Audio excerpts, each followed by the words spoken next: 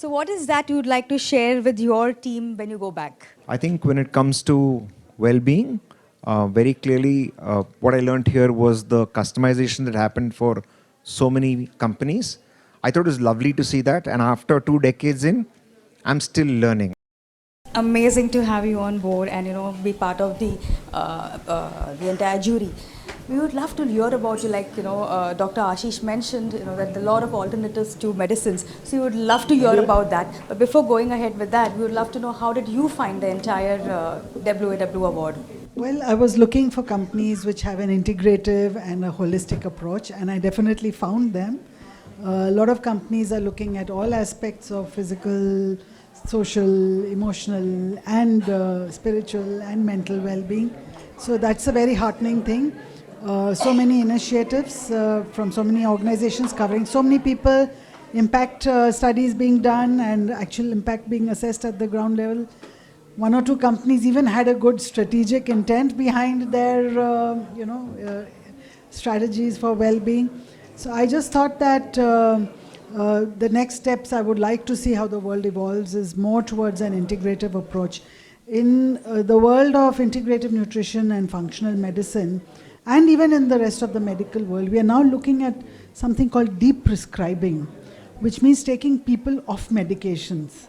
Because once you get on medication, I know people who take 20, 30 different tablets for, by the time they're 40, 50 years old, and it continues for life. But how do you deprescribe people?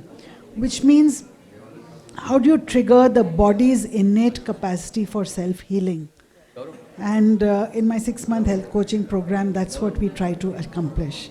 Get you off medicines, get you into a healthy lifestyle, because 93% of all diseases are non-communicable diseases which are cured through lifestyle changes alone. So how do you trigger the body's innate tendency to heal itself? That should hold the trigger. That should hold the key to well-being in the future. Okay, how has your day been so far? A little bit overwhelming, considering the SME constitution that we have of our company, the kind of future that we are looking at, the kind of piston that we need to push or give to the organization from the HR perspective, it's just opened our eyes today.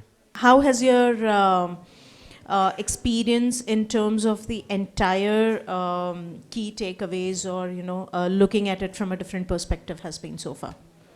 Yeah, so the first session, which was on sustainability, and that's what we focus on as a company. We are a purpose-driven company, so all the thoughts that the leader spoke, the speaker spoke, reverberated exactly with what Listen Lights holds for.